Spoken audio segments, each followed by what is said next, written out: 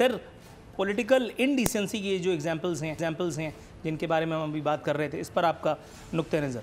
मैं as a सियासी worker समझता हूँ कि डिसेंसी होनी चाहिए हर जगह, और कायद-ए-आज़म ने भी यही सिखाया है, जुल्फ़िकार अली भुट्टो ने भी ये सिखाया है, और जो भी नवाज शरीफ की गुफ्तगू भी जो बाद में जब वज़ीर आज़म हुए थे तो अच्छी करते थे, पहले की बात मैं नहीं करता हूँ।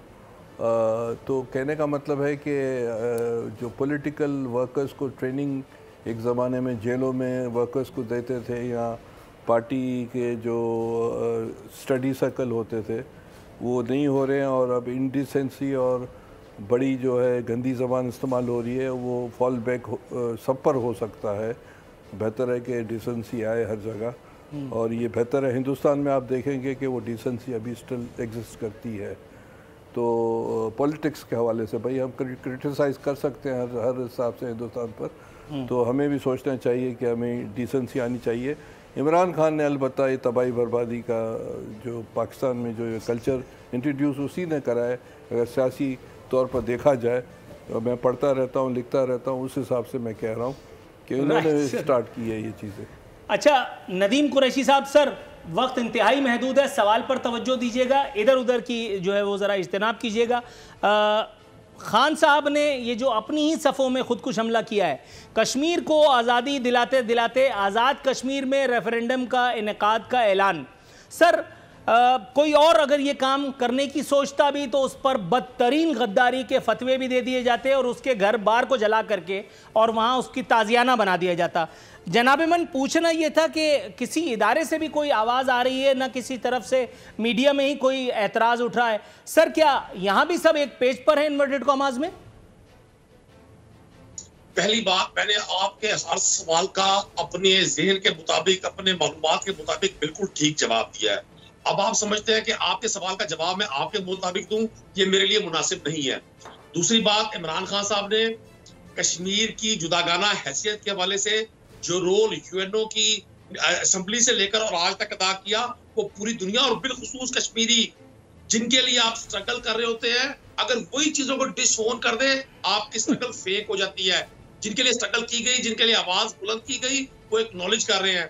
इस रेफरेंडम का मकसद पूरी दुनिया को ये बताना है कि कश्मीरी आज भी यूएनओ से अपनी हक के खुददारियत की वो डिमांड कर रहे हैं जो यूएनओ ने खुद पास की थी।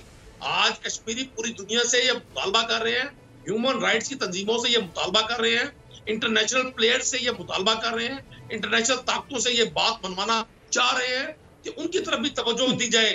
मुजफ्फराबाद हो, वो तो आज पाकिस्तान की वजह से अल्हम्दुलिल्लाह चूंकि पाकिस्तान के साथ अटैच है। नहीं, लेकिन अगेन सर आपको तो लग रहा है कि आप बिल्कुल सही जवाब दे रहे हैं, लेकिन फिर भी न जाने क्यों सिद्दीकुल फारूक साहब मुस्कुरा रहे हैं, आपसे हुस्न ज़न रखते हैं, मैं चलो उसको भी नज़रअंदाज किए देता हूँ। सर सवाल मेरा कुछ और था, आप मुझे बिलावजह चौरंगी घुमा रहे हैं, मैं वो आदमी नहीं हूँ। मैंने सवाल कुछ और पूछा है। कश्मीर की बात करते करते आप मुझे जो है वो माधुरी दीक्षित के किस्से सुनाएं, एक था बादशाह खेले, चीलुड़ी खेले, ये सब नहीं। मैं आपसे क्या पूछ रहा हूं और आप मुझे कुछ और बता रहे हैं। आप मोदी पे उसके बाद गालियों देने पे उतर आएंगे, क्योंकि मोदी को गाली दे करके कम से कम अपनी इतनी पाकिस्तानियत तो हम जाहिर कर सकते हैं। मैं ये पूछ रहा हूं कि वो तमाचा जो आप भारत के मुंह पे नहीं मार सके, आपको आज़ाद कश्मीर जाकर के उन लोगों के मुंह पे मारने का क्या ज़रूरत थी? किसने आपसे कहा था? और कोई इदारा बात नहीं कर रहा, कोई मीडिया इस पे सवाल नहीं उठा रहा, इसकी वजह क्या है? ये हुस्न इत्तेफाक है या वन पेज गवर्नमेंट के असरात या मुजम्मिरात? मेरे महबूब, मैंने वही बात की है। आप इसे अब चुके आप जो है ना प्रॉसी गुल की फिल्में बहुत देखते हैं रात को, और आपके ज़हन पे उन्हीं की हीरोइन सवार है। मेरा ये इशू नहीं है। मैंने आपके सवाल का जवाब दिया है। रेफरेंडम से मुराद ये नहीं है कि खुदा न खास्ता वो रेफरेंडम पूरी दुनिया को ये बताएगा कि कश्मीर के लोग पूरी दुनिया से ये अपील कर रहे हैं कि वो मकबूजा कश्मीर, लद्दाख, पटग्राम, श्रीनगर में होने वाले मसालिम पर एक्शन लें।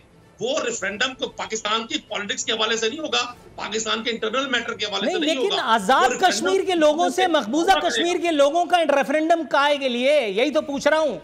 किस हकीम ने, किस हज्जाम ने ये मशवरा दिया था? आप सुनिएगा जरा। आज ये जो महज़ब दुनिया में जो एजिटेशंस होते हैं, बड़े खामोश लोग स्लोगन्स लेकर और पंफलेट लेकर, लीफलेट्स लेकर जगहों पर, किस इंटरनेशनल जगहों पर खड़े होकर एहतजाज जो कर रहे होते हैं, तो उसका क्या मकसद होता है? पूरी दुनिया को पैगाम देना। दुनिया एक ग्लोबल विलेज है इस वक्त।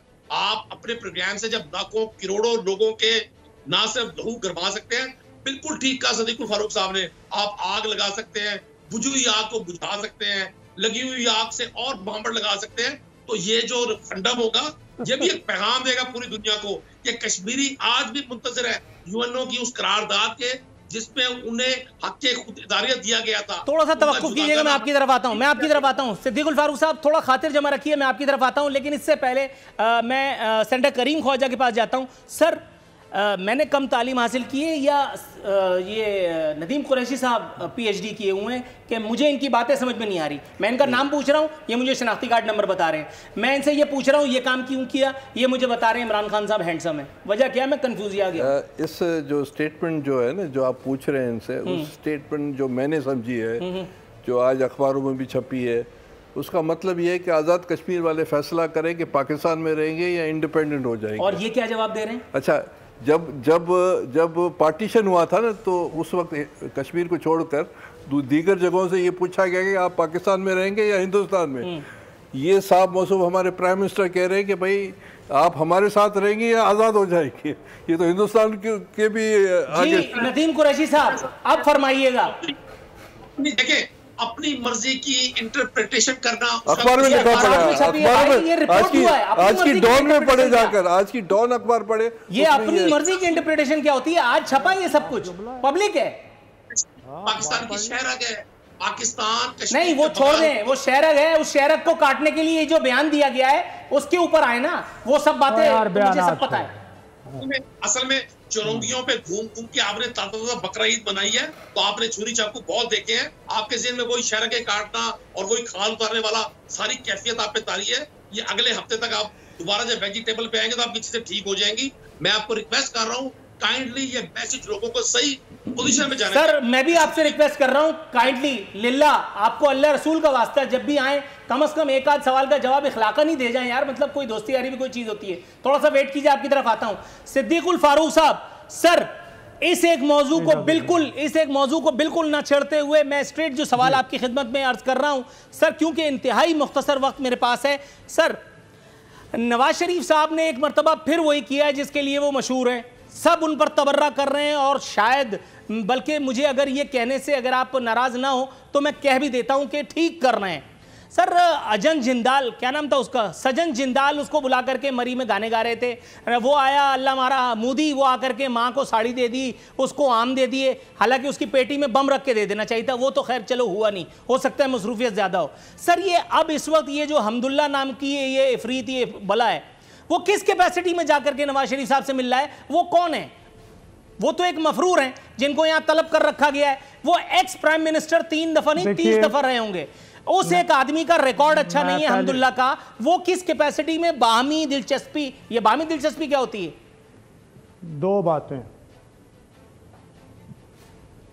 दो बातें मैं अर्ज करूंगा। पहली बात तो ये है कि नवाज शरीफ साहब यहाँ से नहीं जा रहे थे। सर, इंतहाई कलील वक्त है, अगर आप डायरेक्ट मुद्दे पे आ जाएं प्लीज। अपने डायरेक्टर शौकत खानम को भेजा, सुन ले मुख्तसर, मैं इसी पे आता हूँ। वो आपने बात की, उसका जवाब मैं दे रहा हूँ। वो खुद नहीं गए, नंबर 1। नंबर 2, ये मुस्लिम लीग नून पाकिस्तान की हुक्मरान जमात रही है, इस वक्त अपोजिशन की सबसे बड़ी जमात है। आपने अभी जिक्र किया है, मैंने अभी नहीं देखा, लेकिन उसके बावजूद अगर कोई नवाज़ शरीफ साहब से मिला है तो नवाज़ शरीफ साहब ने अफ़गानिस्तान में उस वक्त जो हुकूमत बनी थी उसका मुआहदा इस्लामाबाद में हुआ, मैं भी साथ था। फिर हम लोग काबतुल्लाह के जाके तवाफ़ किया, वहाँ उन अफ़गान मुजाहिदीन ने हल्फ उठाया। फिर हम तेहरान में गए, ये उनकी कंट्रीब्यूशंस थी। फिर उस वक्त जनाब नवाज शरीफ ने 20 करोड़ का चेक अफगान हुकूमत सर हमदुल्ला ने पिछले दिनों जो ट्वीट किया था, जो खिताब किया था, उसमें उसने सरजमीन पाकिस्तान को बदतरीन गाली दी और वो आदमी नवाज शरीफ की बगल में बैठा है। अनफॉर्चुनेटली मुझे प्रोग्राम को वाइंड अप करने की कॉल दे दी गई है। डॉक्टर करीम ख्वाजा साहब, बगल में की बात नहीं है, ये बगल की बात नहीं है, गुफ्तगू की बात। जी।